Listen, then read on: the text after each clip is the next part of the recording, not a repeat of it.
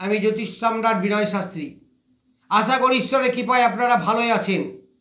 আজকে আমার ভিডিওর আলোচ্য বিষয় কর্কট রাশি বা লগ্নের পুনর্বসু নক্ষত্রে জাতকদের আগস্ট মাস কেমন যাবে, অর্থাৎ যাদের জন্ম নক্ষত্র পুনর্বসু নক্ষত্র তাদের আগস্ট মাস কেমন যাবে। তো আগস্ট মাসে গ্রহ সন্নিবেশ আমি আগেই বলেছি। এই আগস্ট মাসের নক্ষত্র ফল আমি আজকে বলবো। এই পুনর্বসু হচ্ছে বৃহস্পতি, অধিপতি বৃহস্পতি। পুনর্বসুর প্রতীক হচ্ছে তুল। তা পুনর্বসু মানে কি? বারবার ঘটে এই রকম কোনো কিছুকে বোঝানো হয়। তো যাই হোক, আমি বলবো নক্ষত্র ফল, কারণ ওই সমস্ত বলতে গেলে দেরি হয়ে যাবে।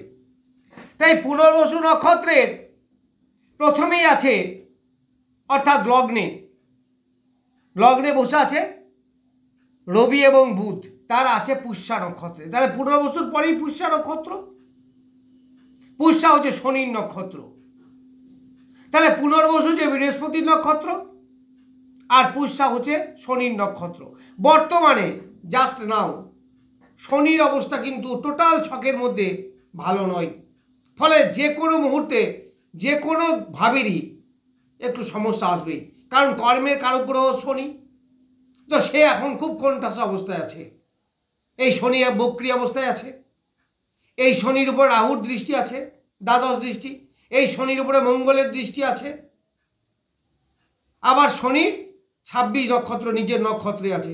ফলে কোনো দিক থেকে শনির পজিশন ভালো নয়। তো শনির যদি পজিশন ভালো না হয়, তাহলে এই যে ভালো পাবেন এই বুধ এবং রবি যে খুব ভালো ফল দেবে আপনাকে, সেরকম দিতে পারবে না। এই বুধ যদিও শনির মিত্র, তবুও একটু সমস্যা আনবে। এই বুধ পড়ছে কোথায় বলুন তো? সম্পদ নক্ষত্রে। এইটা কিন্তু খুব ভালো, নক্ষত্রগতভাবে যথেষ্ট ভালো, যার জন্য খুব একটা ফ্রাস্ট্রেশনে বা সমস্যায় আপনাদের ফেলবে না। বিশেষ করে অর্থগতভাবে বলছি, দৈহিক পীড়া একটু আসবে, মন মানসিকতার বিপর্যয়, ফ্রাস্ট্রেশন এইগুলো থাকবে, কিন্তু অর্থ আসবে, অ্যাসেট হবে, উপার্জন হবে।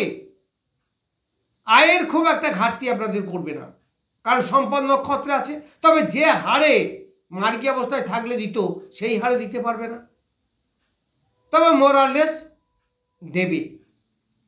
এরপর রবি হচ্ছে দ্বিতীয়পতি, অর্থাৎ ধনপতি। সে আছে সম্পদ নক্ষত্রে। খুব ভালো জিনিস, খুব ভালো। কিন্তু শনি যেহেতু দুর্বল, আবার এই লগ্ন বা রাশির পক্ষে শনি সপ্তমপতি, অষ্টমপতি, যার ফলে এক্সপেক্টেড রেজাল্ট কিন্তু আপনারা পাবেন না। আবার এখানে বসে আছে কেতুর কাজ কি? ঝঞ্ঝাট ঝামেলা সৃষ্টি করা। ফলে আয় উপার্জনে একটু ঝঞ্ঝাট ঝামেলা এইগুলো কিন্তু হবে। দেখুন, আমি তো খারাপ বলছি না, আপনার গ্রহ সন্নিবেশ এরকম বলছে। আমি দুটো ভালো কথা বলে আজকে রাতে হয়তো আনন্দ করে ঘুমাবেন, কিন্তু দুদিন পর তো গালাগালি করবেন। তো যা বলা আমি যতটুকু জানি আমি সেই মতোই বলছি। শনি যেহেতু কেতু যেহেতু ধনস্থানে আছে, শুধু ধন উপার্জনে একটু সমস্যা আনবে। আবার শনির নক্ষত্র আছে, শনি যেহেতু দুর্বল অবস্থায় আছে। এইবার যদি আপনার জন্ম ছকে শনি ভালো থাকে, তাহলে বেটার ভালো পাবেন, কিছুটা ভালো পাবেন। এর থেকে যা বলছি তার থেকে ভালো পাবেন। আপনার জন্ম ছকে কেমন আছে শনি, সেটা দেখতে হবে। আপনার দশা কেমন চলছে, সেটাও দেখতে হবে।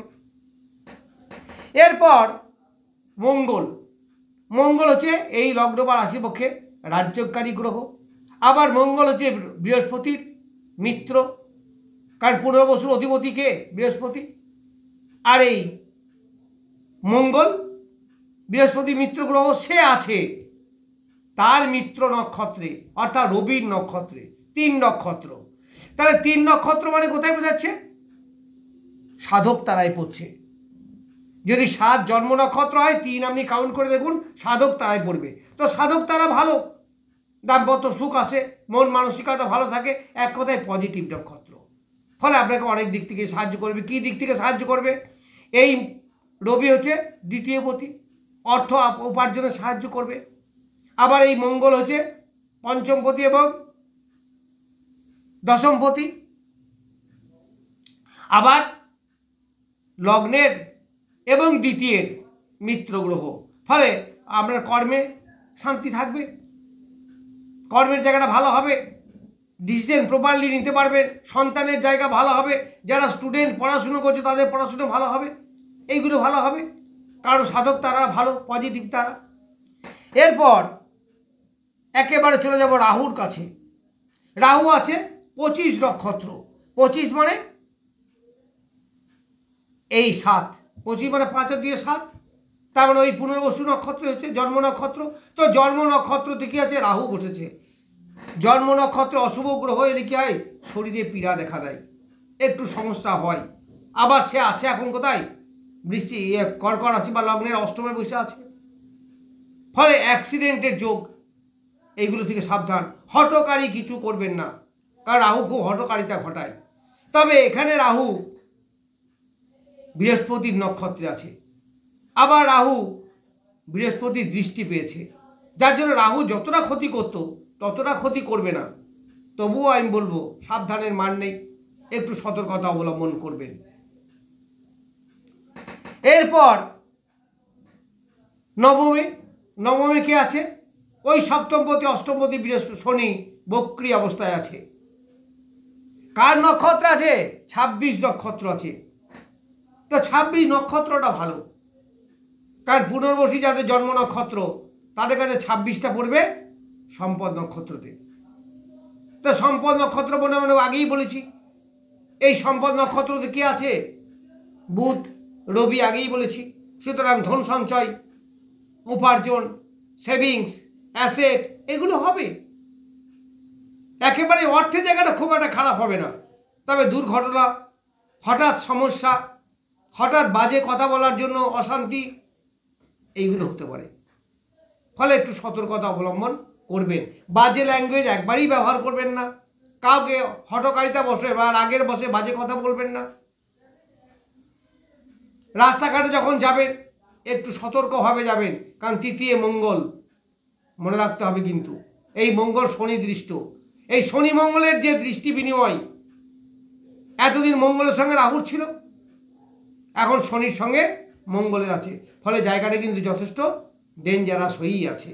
একটু সতর্কতা অবলম্বন করবেন, রাস্তাঘাটে চলাফেরাই হোক আর বাড়িতেই হোক, যে কোনো জায়গাতেই হোক, বিশেষ করে দু জায়গায় চালাবার সময়। এরপরে আমরা আসব বৃহস্পতি এবং শুক্র।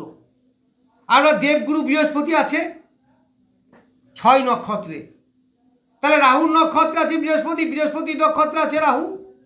ফলে এখানে রাহু কিন্তু যতটা খারাপ ফল দেওয়ার ততটা দেবে না, তবু জায়গাটা তো অষ্টম। যাই হোক, তাহলে এই 6 নক্ষত্র হচ্ছে অতি মিত্র নক্ষত্র। অতি মিত্র মানে সর্বদা শুভ, বেস্ট ফ্রেন্ড যাকে বলা হয়। নক্ষত্রদের মধ্যে সব থেকে শুভ হচ্ছে অতি মিত্র, এই সব দিকে শুভ নক্ষত্রে আছে। আবার নৈসর্গিকভাবে শুভ গ্রহ বৃহস্পতি, যার ফলে আপনাদের এই বৃহস্পতি ফলটা ভালো পাওয়া যাবে। এই যে 6 নক্ষত্র রাহু, সে বসে আছে অষ্টমে, আবার এই বৃহস্পতি দৃষ্টি দিচ্ছে কোথায়, ওই অষ্টম ভাবের উপরে, যার ফলে অষ্টম ভাবটা কিছুটা স্তীমিত হবে।